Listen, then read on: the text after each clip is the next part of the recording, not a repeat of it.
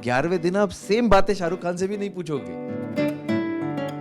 मेरी वाइफ भी रणबीर कपूर की फैन है, तो आप सोचो कि मेरी कितनी खुंदक होगी उन लड़कों से जो रोमांटिक रोल्स करते हैं। तो मेरे बहुत नज़दीक के लोग हैं, उनकी बात मैं कभी मानता ही नहीं हूँ कि इन रोल्स की पहुंच कहाँ तक होती है। कि ब्रेक लग गया है, अब इंद्र की बारी है। हर एक का ना एक अलग नज़रिया होता है।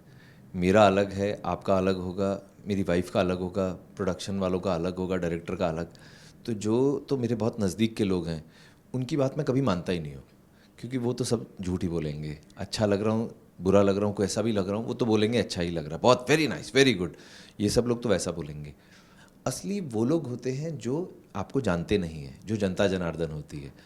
तो टेली मसाला के जो व्यूअर्स हैं, जो अब आज के बाद मुझे जान जाएंगे, जो अभी तक नहीं जानते थे, और जो जानते हैं वो भी, मैं आप सबसे यही रिक्वेस्ट करता हूँ कि ये एक नया किरदार मैंने अटेम्प्ट किया है, गुस्ताखी की है, हिम्मत की है। तो आप लोग प्लीज़ मेरी इसमें हौसला अफजाई कीजिए और मुझे इस रोल में भी पसंद कीजिए। क्योंकि आपको मैं बताऊं सर, जो इंद्रदेव हैं, कहने को तो देवताओं के राजा हैं, स्वर्ग के राजा हैं वो, लेकिन उनकी जो हरकतें हैं वो बहुत ज़्यादा पॉजिटिव जोन में नहीं आती हैं। तो उनकी कई ऐसी चीज़ें हैं जो कि हम नेगेटिव शेड में उन्हें देखते हैं, पर फिर भी हर बार हर लड़ाई में जो हमारे त्रिदेव हैं, विष्णु, ब्रह्मा और महेश, ये तीनों हर बार इंद्र की ही तरफ क्यों आते हैं, इस इंद्र की तरफदारी क्यों करते हैं? इसका मतलब कि कहीं ना कहीं वो बहुत सही होगा, कहीं ना कहीं बहुत राइटियस होगा।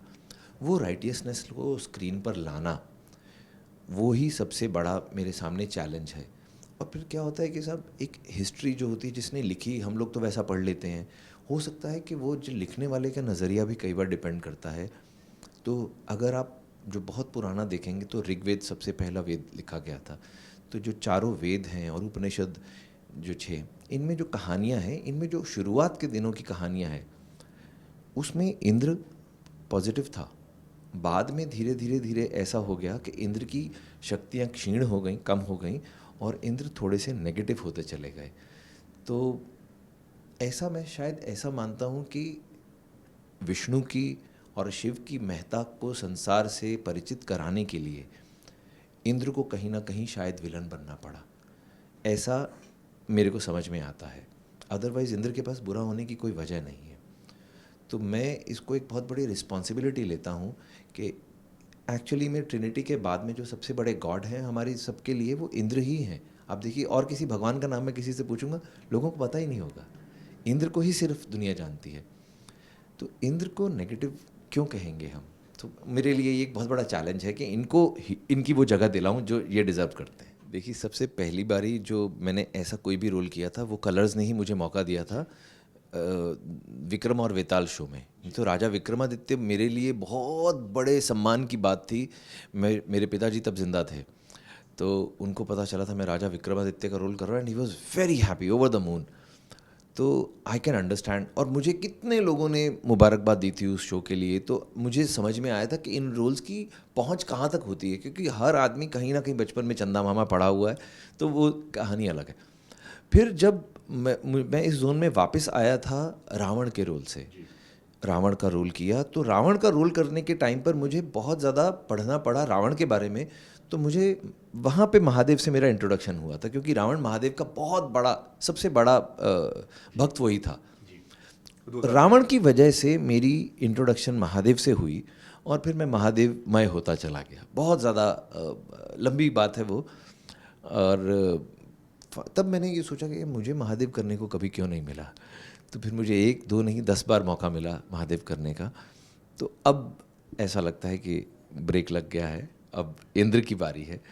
बीच में चाणक्य भी किया था। जो अगले 1 साल में इस शो में शिवजी करेंगे, मैं पिछले 7 साल से वो 7 बार 10 बार कर चुका हूँ ऑलरेडी। तो अभी मैं वो नए इमोशंस कहाँ से, आप भी देखिए भाई साहब, आप इंटरव्यू लेते हो, आप हर रोज़ इंटरव्यू लेते हो, एक ही आदमी का तो नहीं लेते। आपको मैं कहूँ आज शाहरुख खान सबसे बड़े स्टार हैं, आप आज शाहरुख खान का इंटरव्यू लोगे, आप बड़े खुश हो जाओगे। अगले दिन मैं आपको फिर कहूँ, आप फिर बड़े खुश हो जाओगे। 10 दिन लगातार कहूँगा आप शाहरुख खान का इंटरव्यू लो, आप 10वें दिन तक तो खुश रहोगे। 11वें दिन आप सेम बातें शाहरुख खान से भी नहीं पूछोगे, आप पक जाओगे। 12वें दिन शाहरुख खान आपसे पक जाएगा। 1 महीने के बाद आप मना कर दोगे, यार मैंने नहीं जाना, इसको भेज दो। आप भी यही करोगे। तो रोल कोई भी हो, एक एक्टर 7 साल से उसी को करते करते करते थक भी जाता है। तो मैं भी थक गया। रोमांटिक रोल नहीं अच्छा सा किया मैंने कभी। मेरे को ऐसा लगता है कि मैं रोमांस भी बड़ा अच्छा कर सकता हूँ, लेकिन अनफॉर्चुनेटली जो हमारे कास्टिंग वाले हैं, जो हमारे प्रोड्यूसर, डायरेक्टर्स, क्रिएटिव्स हैं, उन लोगों को ऐसा लगता है कि मेरा चेहरा थोड़ा सा हार्ड है। अभी ऐसा नहीं है, इससे देखो स्माइल करता हूँ तो ठीक लगता है। अरे मुंह पे बोल देते हैं। मैं उनको बोलता हूँ कि मुझे रोमांटिक रोल क्यों नहीं देते हो, कहते हैं यार तू बड़ा हार्ड, तेरा बड़ा हार्ड फेस है, तू भगवान भगवान तक ठीक है, तू तू ना वो नहीं लगता। मैंने कहा मेरा तो भोलेनाथ नाम है मेरे कैरेक्टर का, तो भोला दिखता हूँ। कहते वो तेरे गुस्से में भोलापन अलग बात होती है, लेकिन जो रोमांस के लिए वो जो रणबीर कपूर वाली बात है ना, मेरी वाइफ मेरी फ़ैन नहीं, मेरी वाइफ भी रणबीर कपूर की फ़ैन है। तो आप सोचो कि मेरी कितनी खुंदक होगी उन लड़कों से जो रोमांटिक रोल्स करते हैं। तो आएगा सर टाइम, नहीं तो मैं खुद डायरेक्ट करूँगा, मैं खुद करूँगा ऐसा कुछ जिसमें मैं रोमांस का रोल करूँ, करके रहूँगा। तो मैंने मना कर दिया था सबसे पहले मुझे। हाँ बिल्कुल, 2 4 5 अलग अलग लोगों से फ़ोन करवाया गया, तो मैंने हर बार मना कर दिया। फिर जैसे जैसे सीनियर लोगों के फ़ोन आते हैं, आपको भी फिर सुनना तो पड़ेगा ही ना सर, वो सब पुराने दोस्त भी हैं और उन सब की मैं इज़्ज़त भी बहुत करता हूँ। तो उन लोगों ने फिर मेरे को समझाया कि नहीं, मुझसे पहले पूछा मना क्यों कर रहे हो, तो मैंने बोला इंद्र मेरी नज़र में एक पॉजिटिव कैरेक्टर नहीं है, और मैं इस तरह के, मैं नेगेटिव कैरेक्टर्स करने में बहुत वो नहीं हूँ अभी। मैं 2 3 रोल्स कभी नहीं करूँगा। एक, मैं रेप करने वाला इस तरीके का रोल कभी लाइफ में नहीं करूँगा। दूसरा, जो बच्चों को मारने वाले कोई कैरेक्टर्स होते हैं ना, वो मैं नहीं कर सकता। तो उन्होंने बोला कि इस बार इंद्र वैसे नहीं है, इस बार इंद्र वैसे हैं जैसे देवराज होने चाहिए, और तुम, इसीलिए हमने तुम्हारे बारे में सोचा है क्योंकि तुम जस्टिस कर सकते हो, और किसी को लाएंगे वो जस्टिस नहीं कर पाएगा, फिर तुम्हें अच्छा लगेगा। तो मुझे उन्होंने बातों में ऐसा फंसा लेते हैं ये स्वास्तिक प्रोडक्शंस में कि मैं सर फंस जाता हूँ, मैं थोड़ा सा सीधा हूँ। तो ये लोग बुल्लू बुद्धू बना लेते हैं, तो हम बन गए। अब ये रोल मेरी जिम्मेदारी ज़्यादा है, उनकी कम है। बहुत अच्छे होते हैं सर, सुपर्ब, कितना मज़ा आता है रियलिटी शोज़ देख के, तो बहुत मज़ा आता है। I love reality shows.